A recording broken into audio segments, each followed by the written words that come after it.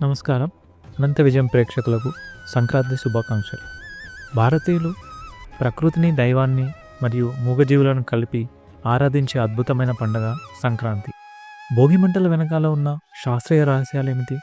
సంక్రాంతి రోజున మనం వినే ఆ 5 పౌరాణిక గాథల అంతరార్థం ఏమిటి? అసలు కనుమ రోజున పశువుల కాపరి వీపు మీద పిడుగు ముద్ద ఎందుకు కొడతారు?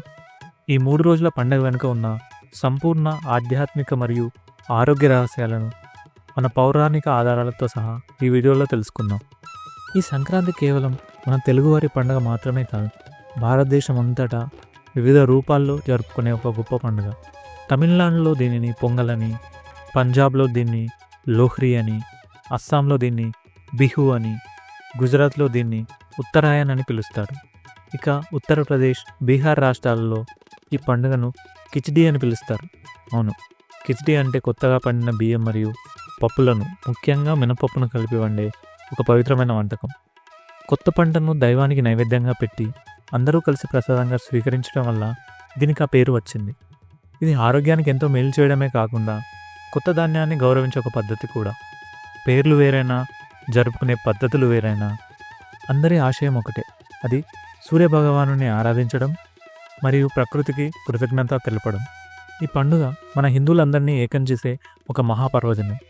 సంక్రాంతి సంబరాల్లో మొదటిది భోగి పండుగ. భోగి అంటే తొలినాడు అని అర్థం. భగ అనే పదం నుంచి వచ్చిందని పెద్దలు చెప్తూ ఉంటారు. భోగి మంటను మన పూర్వీకులు కేవలం చలి కోసం వేయలేదు. ధనుర్మాస నెలంతా ఇంటి ముందు పెట్టిన గొబ్బెమ్మలను పిడుకలుగా చేసి వాటిని రావి, మామిడి, మేడి వంటి ఔషధ చెట్ల బెరడులతో కలిపి ఆవు నెయ్యితో వెలిగించేవారు. ఇలా ఏర్పడే మంట నుంచి వచ్చే వాయువు మన శరీరంలోని 72,000 నాడులను శుద్ధి చేస్తుందని నమ్మేవారు. కానీ ఈ రోజుల్లో మనం ప్లాస్టిక్ను, రబ్బర్ను కాలుస్తూ మన ఆరోగ్యాన్ని పాడు చేసుకుంటున్నాం. నిజానికి భోగి మంటల్లో కాల్చాల్సింది పాత సామాన్లను కాదు, మనలోని చెడు అలవాట్లను. మీకు వీలైతే సాంప్రదాయ పద్ధతిలోనే భోగి మంటను వెలిగించండి. ఆధ్యాత్మికంగా ఈరోజు గోదాదేవి పరమానందాన్ని పొందిన రోజు.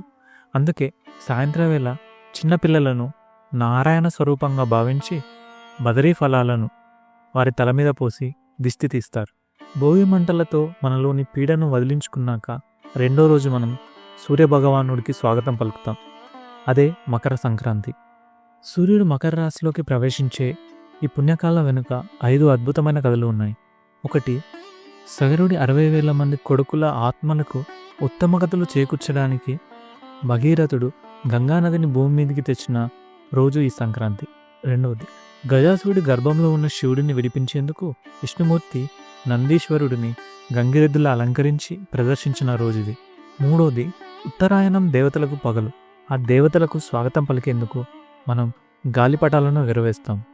నాలుగవది, శ్రీకృష్ణుడే హరిదాసు రూపంలో వస్తాడని మన నమ్మకం. ఆయన తల మీద ఉన్న పాత్ర ఈ భూమికి సంకేతం. అందుకే ఆ పాత్రను భిక్ష పూర్తయ్యేంత వరకు వారెప్పుడూ కూడా నేల మీద పెట్టరు. ఐదవది, రోజు ఆహారం తీసుకోవాలని ప్రజలకు తప్పుడు సమాచారం ఇచ్చినందున నందీశ్వరుణ్ణి వ్యవసాయంలో సహాయపడాలని శివుడు ఆజ్ఞాపించిన సందర్భం ఇది. సూర్యుడి గమనాన్ని, దైవిక కథలను తెలుసుకున్నాం కదా. ఇక మూడో రోజు, మనకు అన్నం పెట్టే పశువులకు కృతజ్ఞత చెప్పుకునే రోజు. అదే కనుమ.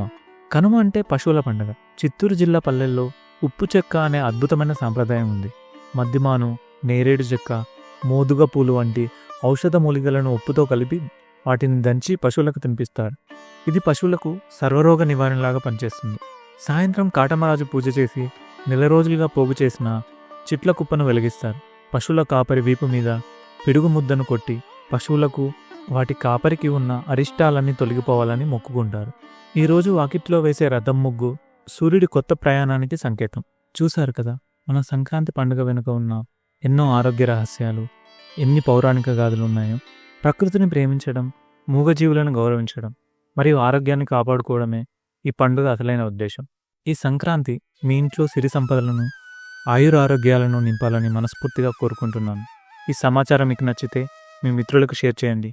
మరిన్ని ప్రామాణికమైన ఆధ్యాత్మిక విషయాల కోసం మన అనంత విజయం ఛానల్ని ఇప్పుడే సబ్స్క్రైబ్ చేసుకోండి.